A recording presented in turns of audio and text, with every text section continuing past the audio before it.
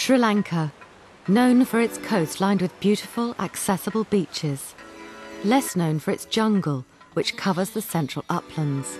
It may look remote, but nowhere in this overcrowded island is far from human habitation. Until recently, kerosene lamps provided the main source of light in far-flung areas. But now an initiative harnessing sun and water is providing power to the people. Medarupa means middle of the jungle. Those who named this village weren't joking. Its scattered houses are in thick undergrowth, 4 kilometres from the road. This village is a typical target for the team at Sarvodaya Economic Enterprise Development Services, or SEEDS. The van can't go any further. The last stage has to be walked. No electricity, no road, no other facilities, nothing. Luckily, there's a fast-flowing stream with enough of a drop to generate electricity for the whole village using microhydro.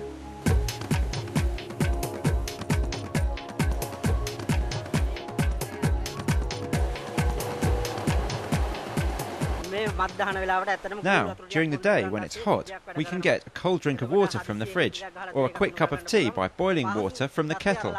We had to keep a fire going before, and it was a real bother. When a visitor arrives now, we can quickly give them a cup of tea. Other home comforts that many take for granted have also followed. This thing is great entertainment, but also a source of information. The power comes from the turbine direct to each home, just like the national grid. Advantages of microhydro is you develop the village as a community and they all get electricity at one time and it's less costly, and once the loan is paid they won't have to pay anything for electricity and they can do a lot of services and actually it's like having grid. Unfortunately, few villages have enough water for hydro, making solar a more viable alternative. And in a country where just under half of the population still lack access to the grid, solar systems costing around £200 are in demand. As with hydro, SEEDS provides the credit to cover installation costs. Each month, a rep comes to collect repayments and check the system. While trucks may penetrate the jungle, in the south, motorbikes are the only way to reach remote farms. Here, farmers are adopting solar for all the usual needs like lighting, but the solar systems have another unique use, stopping the four-footed pests that can wipe out their crops overnight, that is, elephants.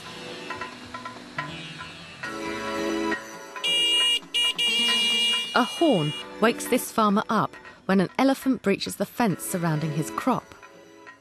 This man has rigged up an electric fence to deter hungry elephants. A more conventional use simply means extended working hours for this family as they make cinnamon sticks.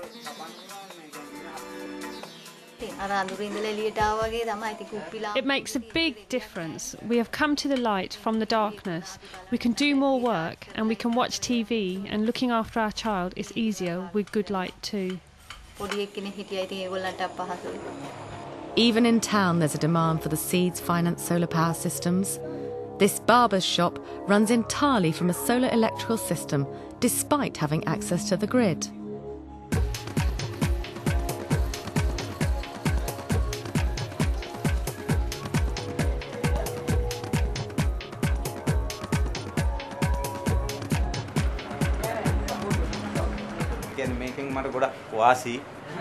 I get two benefits. We have a lot of power cuts, and when that happens I can still carry on working. Also, it's cheaper. If it's not sunny enough, I can use the grid. But solar is my main system. The grid is backup. This jeweller shop on the edge of town isn't even grid connected. Its owners prefer to rely on solar power. So even after nightfall, they continue to work with reliable light. We can work until 10 o'clock at night or so. And because of that, it's helped improve the turnover. Also, it means we can turn around orders quicker. And during the New Year holidays, we could work, but none of the others could, because during the festival period, there were a lot of power failures. But we had power and we worked. Pune, one of India's silicon cities, an unlikely home for biogas development, a fuel usually linked to cow dung and rural energy supply. But one man's vision is turning conventional wisdom upside down and proving biogas may yet be an option for the city dweller.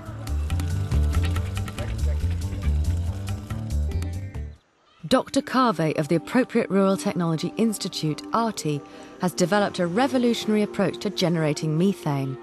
The new method is more efficient than the traditional one, and it doesn't need dung. Our system is 400 times as efficient as the dung-based biogas plant. And because of that, we could reduce the size. This is like any normal biogas plant where you have a fermenter here and the gas holder here.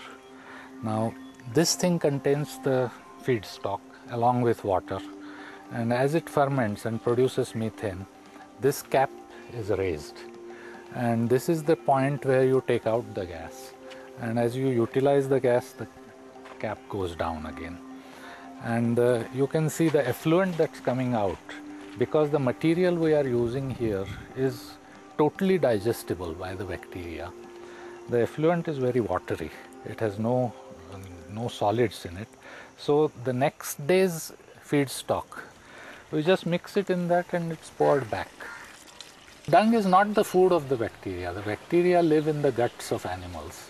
They eat what the animals eat, and they are only thrown out of the body along with the dung. We started out experimenting with biogas plants into which we fed sugar instead of dung. And we found that with about 1 kilogram of sugar, you could get as much biogas as from 40 kilograms of dung, and that also within about 24 hours. Pure sugar is an expensive fuel, but luckily the bacteria are happy with leftover food.